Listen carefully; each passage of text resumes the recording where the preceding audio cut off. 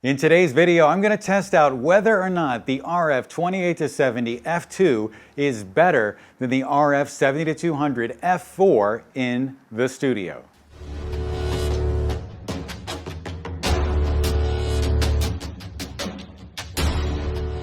Welcome back, everyone. If you could please like and subscribe, I would really appreciate it. So ever since I switched over from the 5D Mark IV to the R5 back there, well, I didn't have to, but I chose to switch over all of my lenses from the EF mount to the RF mount. And most of the time in the studio, I'm going to use the 85mm 1.2 that's on the camera back there. But it turns out that sometimes, not surprisingly, I need to be at 70mm because I can't get back far enough with the 85mm 1.2. And so that's when I'm either going to have to choose between my 28-70 f2 or my 70-200 f4. So in today's video, I'm going to test out which one of them is sharper at f4, 5.6, and f8, common f-stops that I would use in the studio. It used to be, at least I saw this before in some lens tests that I looked at, that zoom lenses were sharpest at the long end and not necessarily at the short end. So you would think that the $3,000 28-70 f2 would be sharper than the $1,600. I think they both went up because of inflation.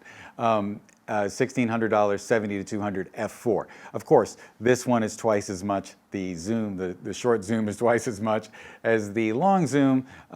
That may make a difference in the pricing, or that may just be that, the expensive one is expensive because it can shoot at f2. That could be the real reason. So let's start off our head-to-head test by shooting a close-up or a headshot. And in both test shoots today, I'm going to be using face and eye detection AF. So I should be getting really good, reliable autofocus. So let's start off by looking at the images from the 28-70 f2. On the left is f4, in the middle is 5.6, and on the right is f8.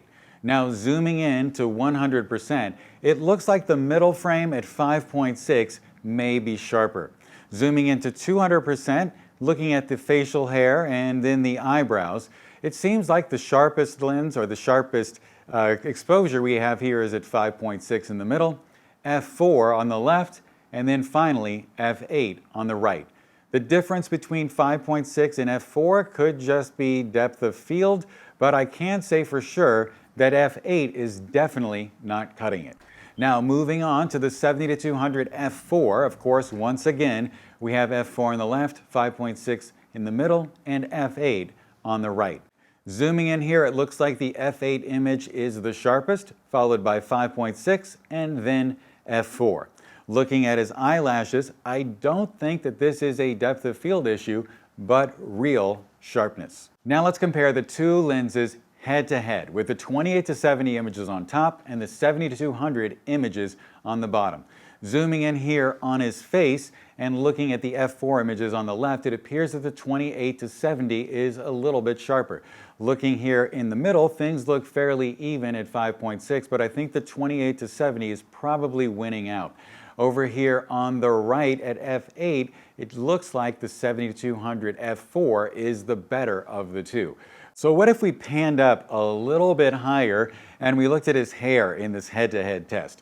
Well, I can tell right away that the 70-200 images on the bottom are sharper, but I can also see that there is a weird blue flare happening from the hair light being pointed directly at the lens. So I can say without a doubt that the 28-70 f2 would probably be better in a backlit situation, and that the 70-200 f4 isn't really going to cut it in that scenario. So for the second setup with Jordan, I wanted to test things out full body, and I also wanted to switch over from using hard light to using soft light, just to seeing if maybe the framing will make a difference or perhaps the type of light might make a difference as well. So once again, we're going to be comparing the 28-70 first, and on the left we're going to have f4, in the middle 5.6, and on the right f8. Now zooming in here to 100%, the results are pretty indistinguishable and I can't really tell which frame is sharper. But if I zoom into 200%, the frame captured at 5.6 looks the sharpest. I thought at first that the f8 image was back focused, but I checked all of my other frames and all of them look the exact same way. Now looking at the 70-200 images here, it's pretty indistinguishable as we zoom into 100%, but if we go into 200%, the 5.6 image looks the sharpest and the f8 image looks better than the f4 image. In our head-to-head test, once again with the 28-70 images on top and the 70-200 images on the bottom, I see differences at 100%, but it's not so obvious. But if I go into 200%, maybe the 70-200 is better at f4 compared to the 28-70, which is quite strange considering that lenses don't usually perform at their best when they're wide open. At 5.6, things look pretty even, and at f8, the 70-200 looks sharper. So I would say for this test that I would lean towards using the 70-200 at 5.6 or f8. And I think the overall takeaway from both of these tests is that I'm going to use the 70-200 at f8 unless I'm in a backlit situation, and then I'm going to use the 28-70 at 5.6.